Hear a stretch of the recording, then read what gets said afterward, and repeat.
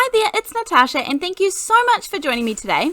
Well, I have another kind of scrap busting idea. It doesn't matter whether you've got scraps or fresh piece of paper, but it is very plain, simple and basic. I'm going to be using this set here from Crafts, and this is just a whole lot of shapes. Now my favorite thing about this set is that there is 2 of every single shape, and there is also 2 different sizes of every single shape. So you can see there's actually like about 6 or 8 triangles there, but every single triangle has 2 of the exact same one, and then it also has 2 that are slightly smaller so that you can layer up everything. This is kind of one of those staple sets.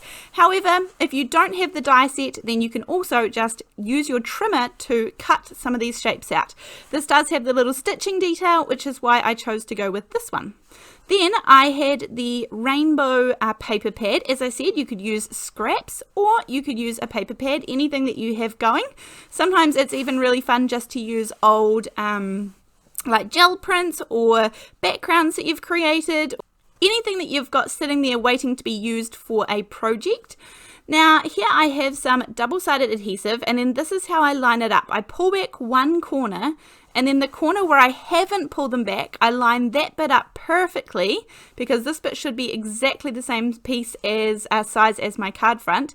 And then once it's all lined up, I push down the exposed corner and then peel the rest out, and then that way I have no overhanging adhesive or anything off the sides.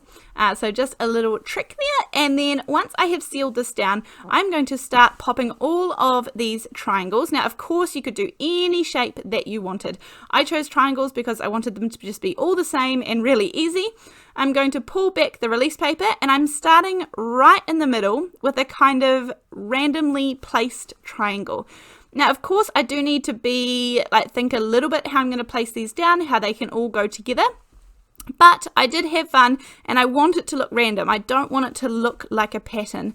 And when you start, you think, oh, this is going to look like a pattern. But once I kind of got going, I thought it looked a little more random. You could definitely make a pattern out of this. In fact, I mean, that's a whole nother video that I could kind of go down that track. But for this one, I just want it to be very random and just these colorful, gorgeous, easy shapes on a card front. And this is, as I said, you could cut these out with your trimmer. You can just cut squares and then cut them in half. You could do these with just squares. You could do this with rectangles, all those shapes that you actually don't need dies for.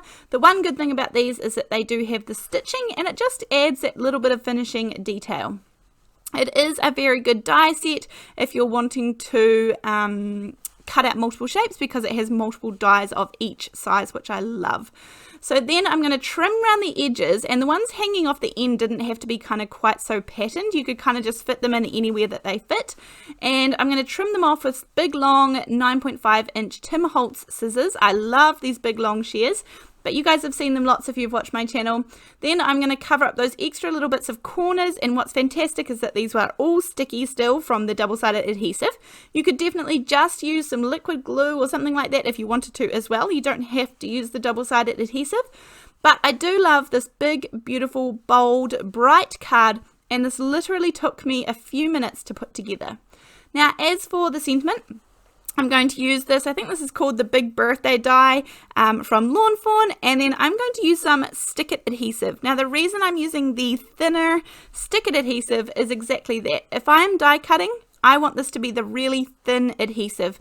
The scrapbook.com adhesive, double-sided adhesive, is very thick, and it is very sticky. So these are the only 2 double-sided adhesives that I keep in my stash. And I use both of them for different purposes. So they are both really handy to me, and I wouldn't give up either of them, but I use them for different things. So then all I do is I just cut out a piece of the Stick It adhesive that is kind of, I can make best use of all of the double-sided tape. And then I'm going to pop them on a piece of white cardstock and on a piece of Kraft coloured cardstock. Now I just use the Kraft coloured cardstock from Fawn. But there are a million places to get it from, and in fact it pretty much looks like the inside of a cereal box to me, so probably that would work too.